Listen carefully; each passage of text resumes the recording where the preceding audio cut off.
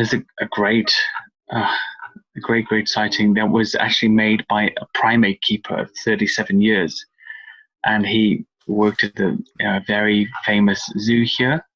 I won't name the zoo, but he worked there for a long time. He was actually nearly beaten to death by a chimp, actually, in his time there, and was retired early because of it. And he and his brother, they used to love going to Scotland and wild camping, because it's not illegal to wild camp. You can just camp wherever you want. And Sure. they would take small arms and air guns and things and shoot rabbits and sort of live off the land a little bit for a week or so. So again, in 2012, he and his brother, they were up in a rural part of Scotland in a place called Abernethy Forest in Strathspey in the Scottish Highlands.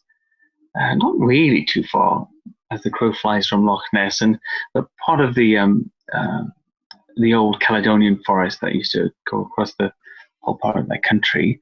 They got up early to hunt, first light, and they made their way to the rabbit field, as they were calling it, to hunt and get some breakfast.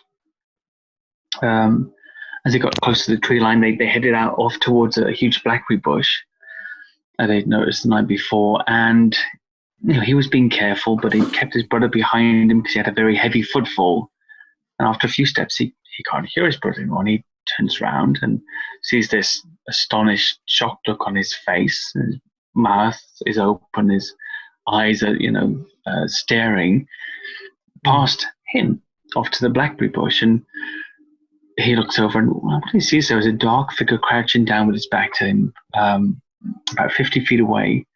He said, crouched down. It seemed to be about 5'2". It looked like it was eating berries on a bush, and its shoulders were moving in that kind of way. It raises its head a little, obviously hears them, turns slightly towards them, and then tilts to one side as if listening. Then stands up and turns and looks at them. Now, he said it must have been 7 to 8 feet tall, covered in jet black hair all over its body, except for the upper chest and face. Skin was very dark, except for its bottom lip, which looked pink. Had a wide nose and large eyes, but its features reminded him of an older bonobo chimpanzee, but with a much flatter face, especially around the mouth, so less of a muzzle. It was going bald on top. Interesting detail. But to his eyes, he wasn't looking at some sort of man ape. He was looking at an ape, just one he'd never seen before.